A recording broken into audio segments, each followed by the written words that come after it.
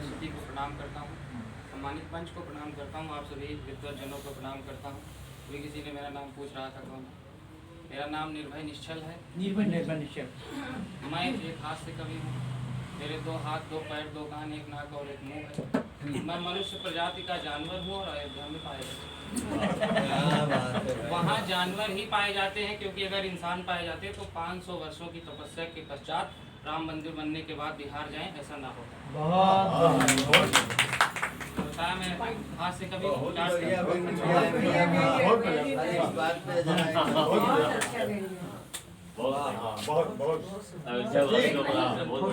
एक नहीं 2 पढ़ने चाहिए, एक और पढ़ना चाहिए। अभी और पढ़ेंगे ना।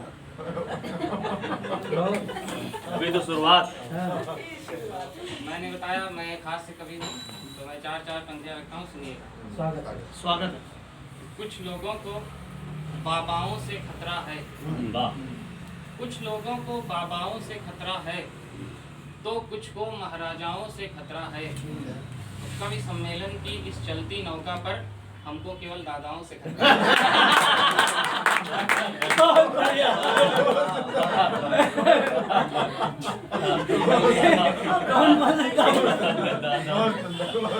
दादाओं से बधाई इसी में है कि माला वाला पहना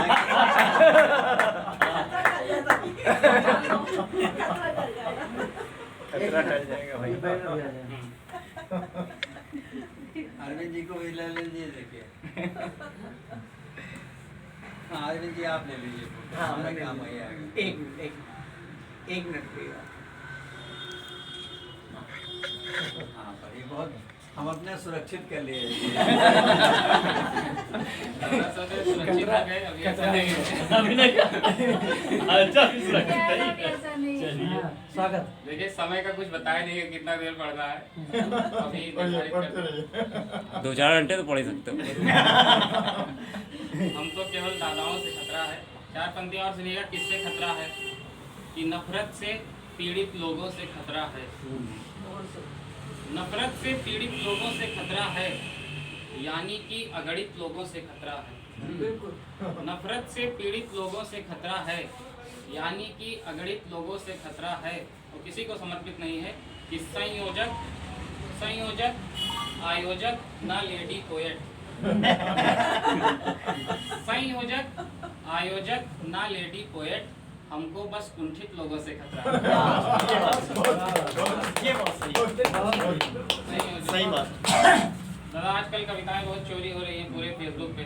दादा की किताबें कितने लोगों के पास है, पता नहीं कौन कौन पढ़ रहा होगा, पता ही नहीं। पता नहीं छत्तीसगढ़ का कोई स्थानीय कवि दादा की रचना पढ़ पढ़ के पैसा कमा रहा हो, कुछ पता थोड़ी ना है। सही बात है। बाहर इनको भी लपेटो। हमारे घर कभी कट्टा रहा होगा पहले। हमारे घर कभी कट्टा रहा होगा पहले, जो बहुत मीठा है खट्टा रहा होगा पहले। हमारे घर कभी कट्टा रहा होगा पहले, आखिरी में चुट्टा जो रहा बहुत मीठा है खट्टा रहा होगा पहले। जो दूसरों के शेर चोरी करके पढ़ता है, इसी जमाने में चट्टा रहा होगा। सही बात किसी की रचनाएं सेफ नहीं है। तो मैं सही बता रहा हूँ, दादा की पता नहीं कितनी रचनाएं लोग पढ़ रहे होंगे, पता ही नहीं है। कहीं दूसरे प्रदेश का स्थानीय कवि मंचों पे पढ़ रहा हो क्या पता। बहुत जो अंतर्राष्ट्रीय हो गए उनकी बात छोड़ दीजिए, लेकिन स्थानीय कवियों का तो काम चल रहा हो। ऐसे खबर लिए रहो तो होगा। बात यही नहीं खत्म होती है। कुछ लोग ऐसे हैं कि जो कुछ बड़े कवि भी हैं जो दूसरे की पढ़ देते हैं, उनके समर्थन में भी हैं अपने निजी स्वार्थ के लिए। मैंने उनके बारे में भी लिखा था कि जो उसको देखूं सरापा बदलने लगता है, जो उसको देखूं सरापा बदलने लगता है, वो बोलता है तो आपा बदलने लगता है। वो चापलूस है इतना बड़ा वाला साहब कि मौका देख के पापा बदलने लगता है।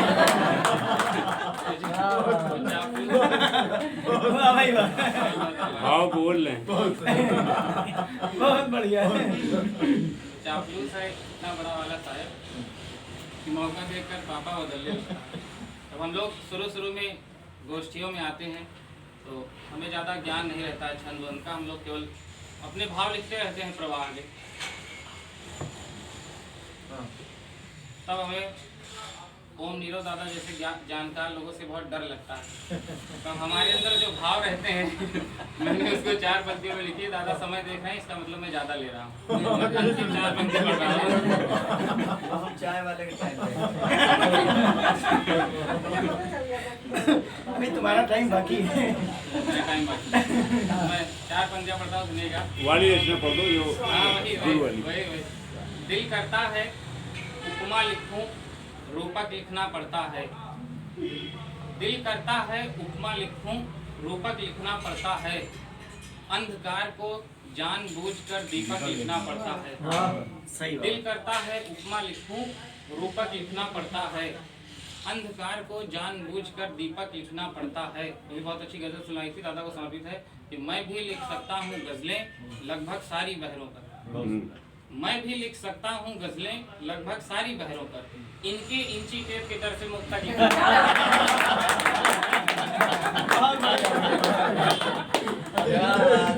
क्या बात है भाई, बहुत अच्छा, बहुत अच्छा। इधर नहीं है। फिर से ये वाला फिर से सुनाओ, बहुत बढ़िया। दिल करता है उपमा लिखूं, रूपक लिखना पड़ता है। अंधकार को जानबूझकर दीपक लिखना पड़ता है। तो मैं भी लिख सकता हूँ गजलें लगभग सारी बहरों पर। इनके इंची टेप के दर से मुक्त तक लिखना पड़ता है। बढ़िया का। और अब इंची टैब अपना बंद करके रखा।